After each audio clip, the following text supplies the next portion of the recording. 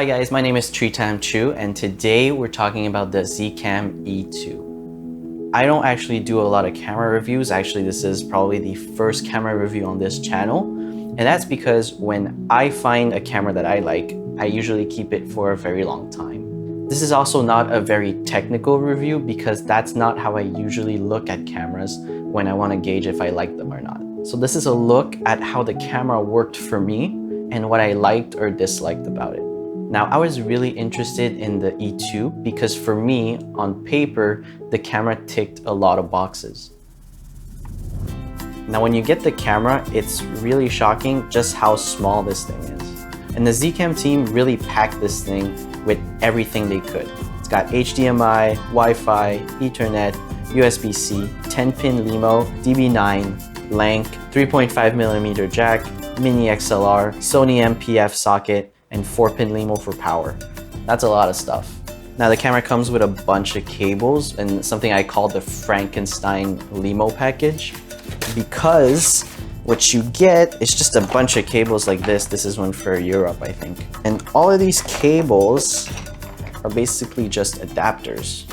And you have the LEMO to D-tap here, and that adapts into the D-tap to DC, and then you get DC to whatever plug you need. It's not pretty, but it works. And if you want something pretty, there's the NPF socket, and you can just put your NPF batteries on there, no wires needed, and it'll power the camera on for a pretty long time.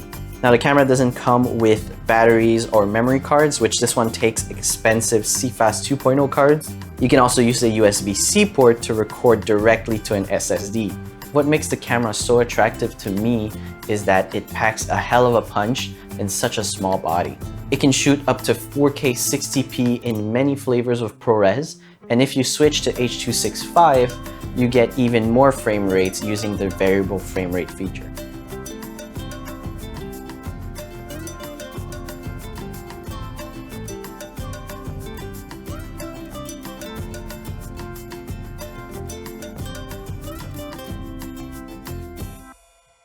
Now, Prores is an intro codec, which makes it easy to run on pretty much any editor. It's also in 10-bit, which doesn't sound like much, but you're essentially going from 16 million possible colors in 8-bit to 1 billion colors in 10-bit. A few things to note before shooting is that you need to format the card in your computer before formatting it in your camera. The ZCam software can write the files to your card, but it can't write the exFAT architecture to it. So you have to set up that architecture on your computer first. If you don't do this, the camera will still record the files and you'll still be able to play them back in your camera, but once you put it in your computer won't recognize the architecture. From what I've seen from the ZCam Facebook group, the 0.89 update has fixed this. I haven't added it to the camera, so I can't say for sure. The camera does have a small screen for viewing your settings and looking into your menus. There's also a live view mode on there, but the live view isn't really useful for anything other than framing. If you need to do critical focus, you'll definitely want to have an external monitor for that.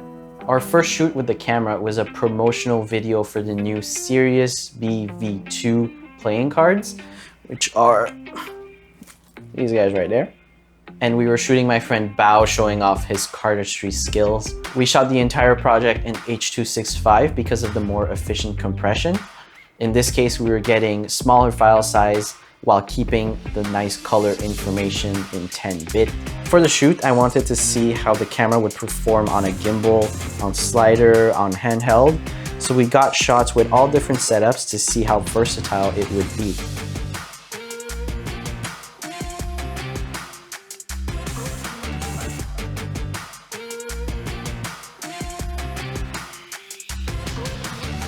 Now, body-wise, this camera isn't as ergonomic as, let's say, a Blackmagic 4K, but looking at how the camera's designed, the ports, the form factor, the features, this is really made to be as customizable as possible. You can definitely just go bare bones with this camera and go run and gun, or you can rig it up to the max and make it look like a Hollywood camera, and that'll still work.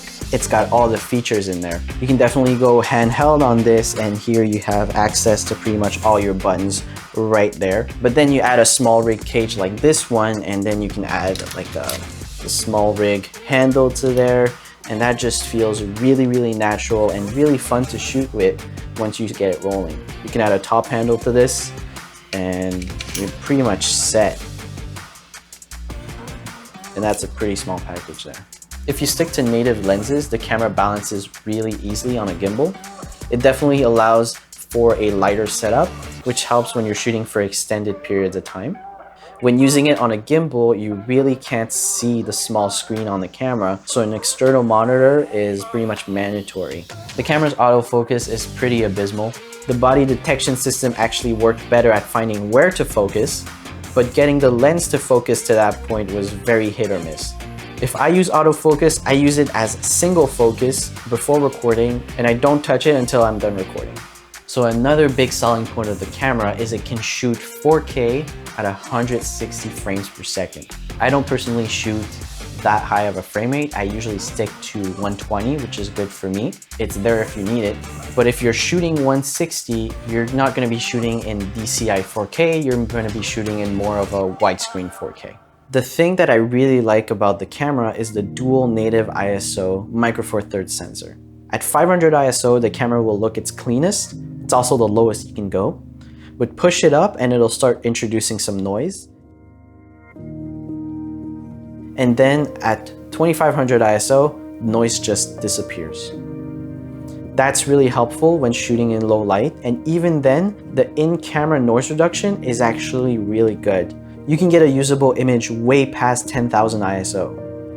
The A7S can go higher, of course, but it doesn't conserve the colors past 6400. The ZCam does that, and that's really, really impressive. For color profiles, the ZCam has Rec 709, HLG, Z-Log 2, and flat. The ZCam looks really good straight out of the camera in Rec 709, and I usually stick to Rec 709 or HLG for quick turnarounds. For higher dynamic range shots, Z-Log has a very flat curve, and it sort of reminds me of the S-Log 2 a lot. It's a hard curve to work with, but the only difference here is we have a 10-bit codec, which is much more robust and won't break if you push it. The camera boasts 11 stops of dynamic range, which turns out to be actually more 10 stops. But to be honest, I can't tell the difference. The color looks great, and that's good for me.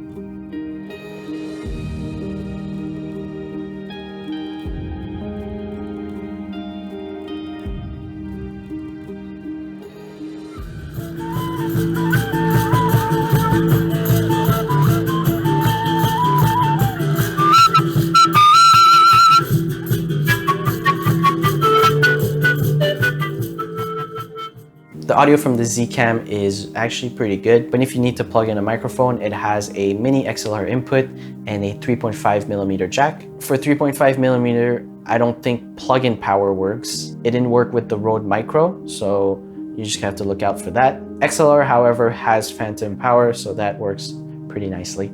So for example, here is the audio coming in from the ZCam. It's coming in from my lavalier mic to the receiver here into the ZCam, and that's what it sounds like.